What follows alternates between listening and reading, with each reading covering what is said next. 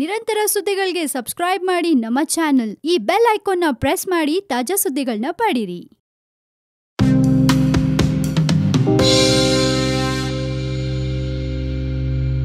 Hello, ನೀವು ನೋಡ್ತಾ ಇದ್ದೀರಾ one India Kannada YouTube channel. ನಾನು ರಾಶ್ಮಿ. ಹೂವೊಂದಕ್ಕೆ ಪ್ರಧಾನಿ ಮೋದಿ ಹೆಸರಿಟ್ಟು ಗೌರವಿಸಿತು ಇಸ್ರೇಲ್.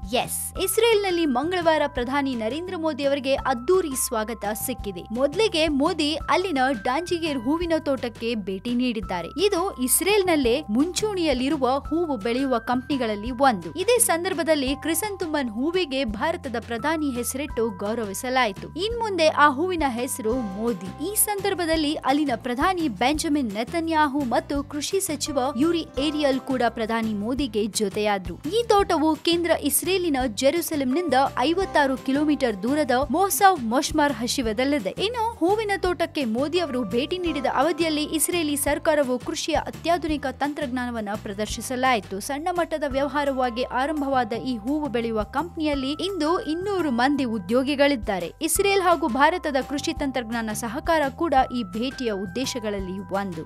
ಮೋದಿ ಅವರು ಇಸ್ರೇಲ್ಗೆ ಹೋಗಿರೋದು ನಿಜಕ್ಕೂ ಅಲ್ಲಿಯವ್ರಿಗೆ ತುಂಬಾನೇ ಖುಷಿ ತಂದಿದೆ ಅಂತ ಇದರಿಂದ ಗೊತ್ತಾಗತ್ತೆ. ಮೋದಿ ಅವ್ರನ್ನ ಹಿಂದಿಯಲ್ಲಿ ಸ್ವಾಗತಿಸಿದಲ್ದೆ ಅಲ್ಲಿನ ಹೂವಿಗೂ ಕೂಡ ಮೋದಿ ಅವರ ಹೆಸರನ್ನ ಇಟ್ಟು ಗೌರವಿಸಿದ್ದಾರೆ. ತುಂಬಾನೇ ಖುಷಿ ಆಗತ್ತೆ ಇದನ್ನ ಕೇಳಿದ್ರೆ, ಅಲ್ವಾ? ನಿಮ್ಗೇನ್ ಅನ್ಸುತ್ತೆ ಇದ್ರ ಬಗ್ಗೆ? ಈ ವಿಡಿಯೋ ಬಗ್ಗೆ ನಿಮ್ಗೆ ಏನಾದ್ರು ಕಾಮೆಂಟ್ ಕೊಡ್ಬೇಕನ್ಸಿದ್ರೆ ಧಾರಾಳವಾಗಿ ನಮಗೆ ಕಮೆಂಟ್ ಮಾಡಿ ಕಳಿಸಿ. ಅಂಡ್ ಇನ್ನಷ್ಟು ಸುದ್ದಿಗೆ ನೀವು ಮರಿಬೇಡಿ ಸಬ್ಸ್ಕ್ರೈಬ್ ಮಾಡಿ ನಮ್ಮ one India Kannada YouTube channel. ಜೊತೆಗೆ ಈ ನಮ್ಮ ವಿಡಿಯೋ ನಿಮ್ಗೆ ಇಷ್ಟವಾದಲ್ಲಿ ದಯವಿಟ್ಟು ಶೇರ್ ಮಾಡಿ, ಲೈಕ್ ಕೂಡ ಮಾಡಿ.